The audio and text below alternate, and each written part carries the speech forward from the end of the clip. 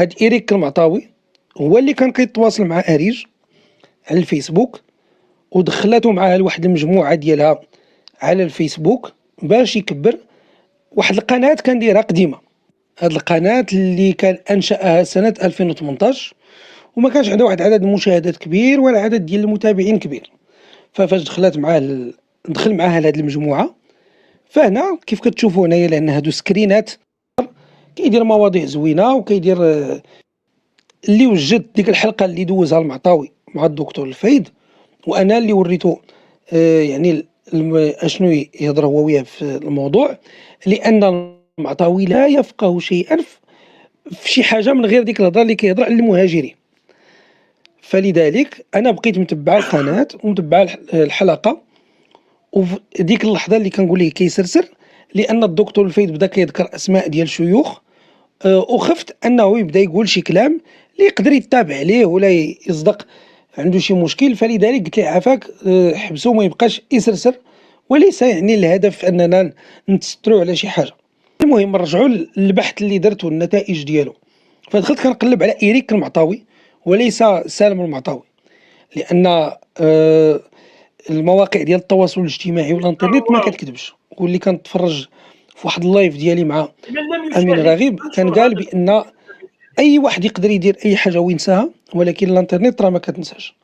ففاش كندخل كنتلاقى كاين بصح إيريك المعطاوي اللي هو سالم المعطاوي اللي كيهضر دابا، وبانه يقدم نفسه اداريا بإيريك المعطاوي، لان هنا داير واحد شركه تيقول هو بانه شركه، يعني شركه انديفيدويال، يعني شخصيه. فرنسا تقدر تحل يعني بحال تنقولوا مقاول ذاتي هنا في المغرب. فالعنوان هذا هو العنوان ديالو اللي معروف، ودير شركه هنا بانه تيدير ترونسبور يعني النقل، دارها في 2002 وتسدات في 2019. ففاش كنعاودو ندخلو كنتلاقاو من بعد 2019 هادي يدير واحد الجمعيه اللي هي لا رونيسونس دي ماروكان دو موند. فاش كتدخل للجمعيه كتلقى بانه داير بان بن سالم المعطاوي هو رئيسها، وبان هذا السيد هذا اللي هنا شارجي دو بارتناريا سميتو كريم انشيلوتي. يعني دابا هاد الجمعيه هذه هي جمعيه خاصه بالمغاربه، كتهضر على حقوق المغاربه. فالعادي ان الناس اللي يخدموا فيها يكونوا كلهم مغاربه. فهنا كنشوفوا عنده واحد السيد اللي سميتو كريم انشيلوتي، ما عرفتش ما علاقته بالمغرب وما علاقته بالمغاربه، ولكن الاخطر في الامر ماشي هو ما علاقه هاد كريم انشيلوتي بالمغرب او المغاربه. الخطير في الامر ان هذا الشخص اللي سميتو كريم انشيلوتي شخصيه غير موجوده على الاطلاق على مواقع التواصل الاجتماعي.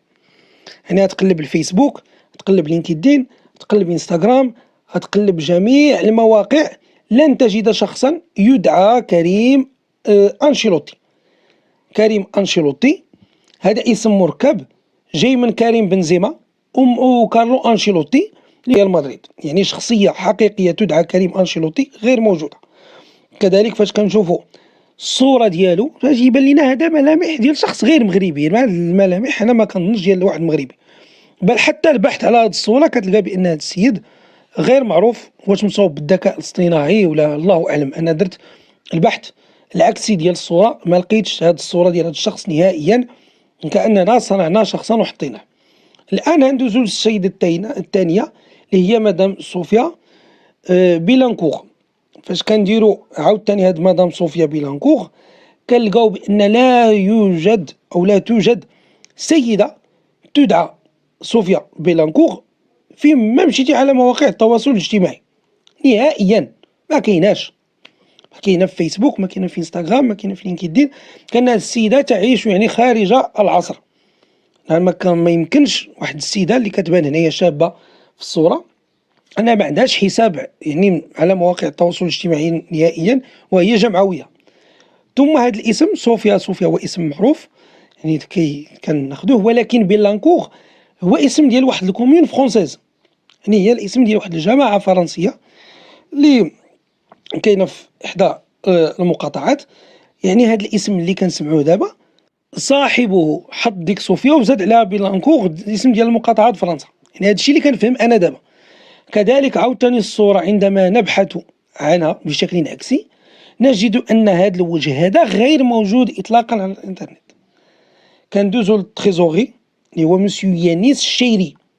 يانيس الشيري هذا الاسم كذلك عندما نبحث عليه لا نجد شخصا يدعى بهذا الاسم، لا على الفيسبوك لا على لينكدين لا على الانستغرام. كذلك الصورة فاش كنديرو البحث اكسي ما كنلقاوهاش، واش مصوبة حتى بالذكاء الاصطناعي فالله اعلم. ثم الاخطر من ذلك ان هنايا تحت كل صورة نجد رمز الهاتف، يعني الرقم ديال هاد الناس. فعندما نضغط نجد بأن هذه الأرقام جميع ديال هاد الأشخاص هي متشابهة، يعني نفس الرقم محطوط عليهم ب4، وأن هذا الرقم هو رقم التواصل مع الجمعية التي يرأسها هذا السي سالم المعطاوي أو إريك المعطاوي. وفاش كنقلبو كنلقاو بأن هذا الرقم هو الرقم الشخصي ديال السي إريك المعطاوي.